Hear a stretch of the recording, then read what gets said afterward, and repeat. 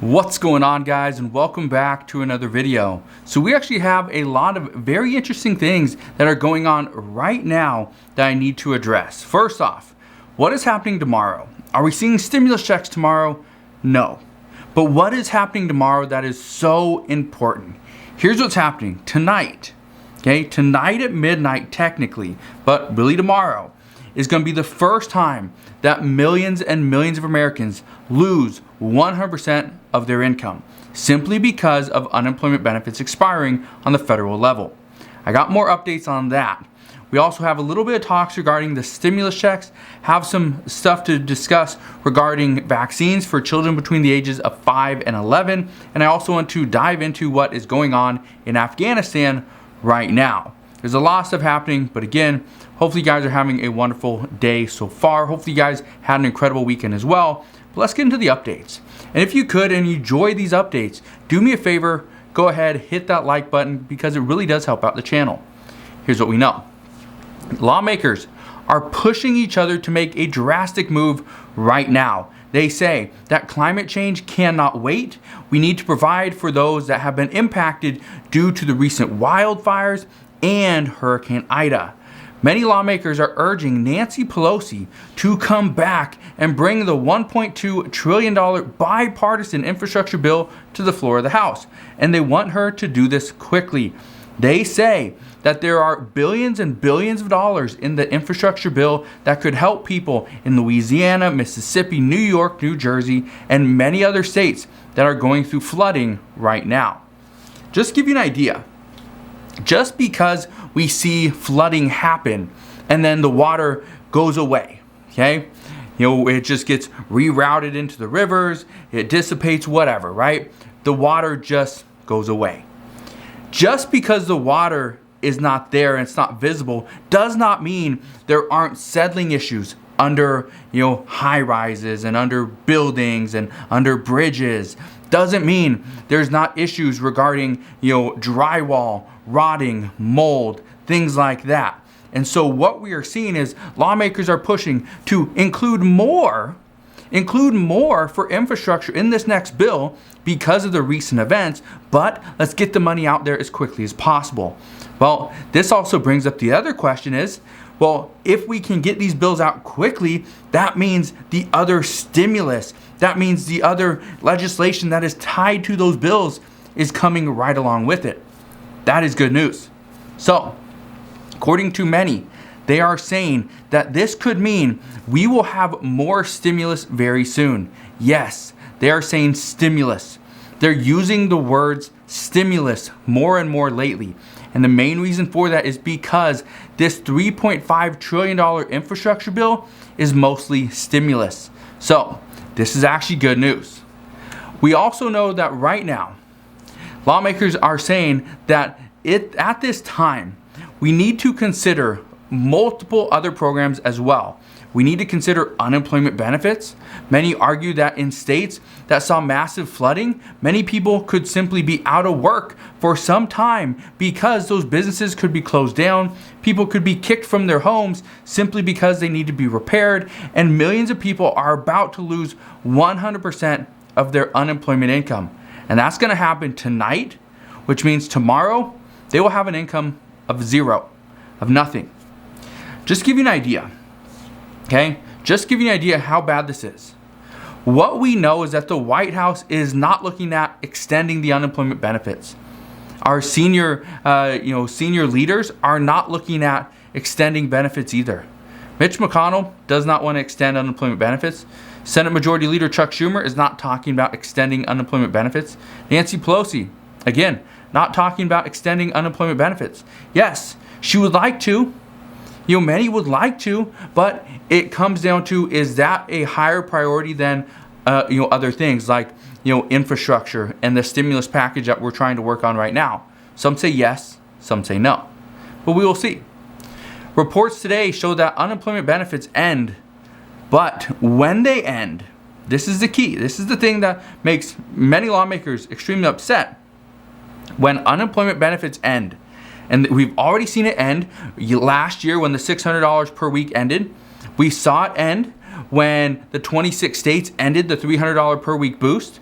But when unemployment benefits end, people stop spending money. They just stop because they don't have any money. But when people stop spending money, the economy comes to a halt. But here's the thing that's very interesting is the White House doesn't understand why things get so difficult when people stop getting their unemployment checks. It's simple. They don't have the money. So according to one Democratic aide, what they are saying is they're just buying time so that others can see the devastation that is upon us. That's coming from one Democratic aide who didn't want to be named, probably for obvious reasons. And according to another White House aide, they say that they are waiting to see how much persuasion Senator Joe Manchin needs on the $3.5 trillion infrastructure bill before they can determine what they can and cannot include in it. So again, two different aides are saying different things, but it does mean the same thing. We're going to see more, and the key here is let's wait and see, which we did that last year, and everybody hated it. It didn't work. And in case you didn't know how much stimulus will end tonight, let me just break this down. About 7.4 million Americans will lose 100% of their income tonight. So they'll go in tomorrow with $0 coming to them. Another 3 million Americans are going to lose that additional $300 per week boost from federal aid. And the Washington Post says this will be the most abrupt cut to government aid in U.S. history. And it's coming in a time when the American people cannot afford to lose any income. They cannot afford to put themselves back on their feet. They cannot afford to pay rent. Millions of people are still behind on rent. They cannot afford to put food on the table. And they cannot afford the necessities like medication to survive. But here's what we know. According to one Democratic aide, they are aware of the situation that they're in. They are aware of this, but things must go from bad to worse in order to get others on board as well. I'm going to read that again. According to one Democratic aide, again, this Democratic aide, I don't think it's the same one, but they do not want to be named for obvious reasons. They are aware of the situation. I think when they say they're specifically referring to Democrats are aware of the situation that they pretty much backed themselves into. And they say, but they must wait for things to go from bad to worse in order to get others on board as well. And when they refer to others, I'm guessing, okay, this is just my guess, based off the statement and the articles, but my guess is they're waiting for moderates to see what devastation is upon us, and then they will be able to act. But again, that means we have to wait and see. But remember, this is how things were going back, in 2020 last year when we were fighting for that second stimulus check. This is exactly what happened when we saw in the beginning of August of last year, in 2020, that the $600 per week unemployment benefits expired. They expired. There was nothing. There was no $300 per week boost. There was no $400. There was no $100. It was just you went from $600 to $0, and it happened instantly. I think it was like August 6th or something. It was like right there. And so the people that were on unemployment at that time were struggling because they lost $600 per week, $2,400 for the month in additional income. That was huge. I remember from many people that I knew that were on unemployment benefits, that was huge. As soon as they lost that, they pretty much had to go and find a different job, get back to work, do something else because they couldn't afford to live. That's devastating. We also remember, okay, or hopefully you do, that we also saw that a bunch of fighting, things got really bad for businesses, and then we finally got back to the drawing board and say, okay, we need a second round of that PPP funding because businesses are going under. And if businesses go under, and the small business owners that pretty much supply the majority of jobs for the American people in the United States, if they go under, and let's say 50% of businesses just completely close their doors, that means 50% of workers, or probably even more than that, would be out of work as well. And that would be devastating. So things had to go completely upside down, and finally Congress decided to do something. And this is what we're seeing right now. They're saying we have to see where things are going to go first, and then we can fix them. That's what we're seeing. Let's see things go from bad to worse, and then we'll come back and we'll fix them. It's a little bit of backwards thinking, but that's kind of where we're at now. And so let me break down what is going on with the stimulus checks. A lot of lawmakers are pushing for a fourth stimulus check, and I've been saying this for a while. I've been telling you guys, many have stated they want to wait until the last minute to go and submit that proposal for an additional stimulus check. Because, number one, if you wait until the last minute, chances are it will be included. Most lawmakers are not going to try to pull it out at that point. Second reason why is if COVID cases increase. Again, these were the statements back the early part of the summer, even the late spring. But now we're seeing COVID cases are increasing. So back then they're saying if COVID cases are to increase, there'd be a higher likelihood we could get additional stimulus checks included, especially if people are actually going back on unemployment and if unemployment doesn't get extended. Well, all those things are happening. COVID cases are increasing, people are being let go because of COVID cases and because people are not wanting to spend as much money. So restaurants, retail stores, businesses don't need as many people working. And number three, unemployment benefits are expiring or will expire at the end of today. Things aren't looking great. So there's a higher chance of an additional stimulus check, but all these things have to kind of, come about. It's kind of that fork in the road. Everything's coming together now. And what we see coming over the next couple weeks is going to be a telling sign of where Congress is at and what we're going to see moving forward. So as we know more, I promise I will fill you in on that update. But let's get into the bad news out of Afghanistan. According to multiple reports, at least 4 airplanes just over the past few days have been grounded. They are unable to leave and take off simply because simply take off from Afghanistan because the Taliban are preventing them from leaving. Reports indicate that the Taliban do not want their citizens fleeing the country, and they will stop them at all costs.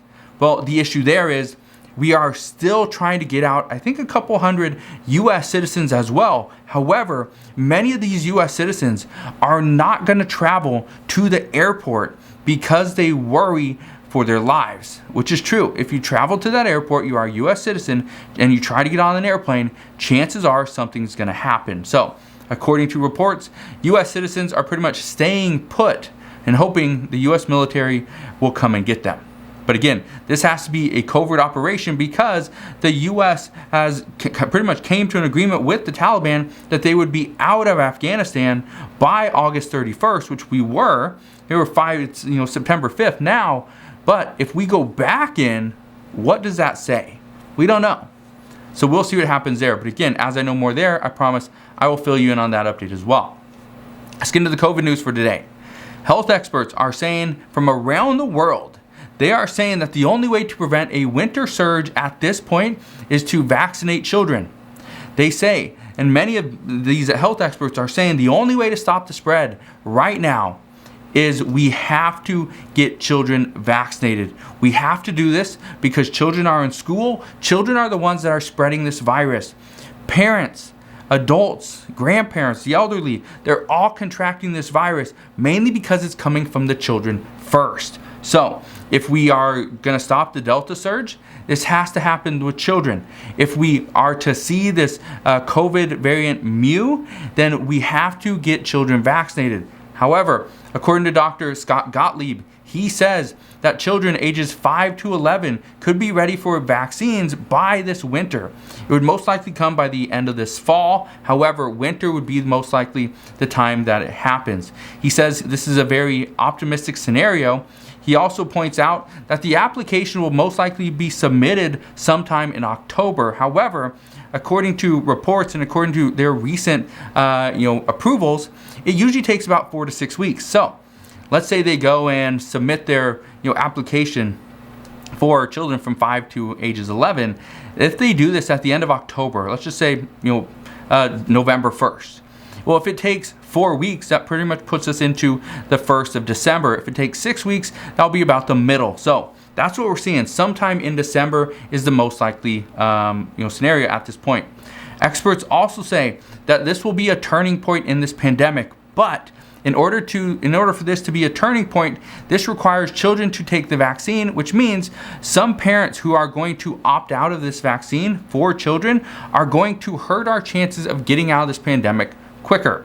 That's at least according to reports. But again, we never know till we get there. We never know. We don't know if the vaccine is going to be safe for children ages 5 to 11. We don't know. We are still waiting for that the FDA emergency use authorization. But again, who knows when that's going to come.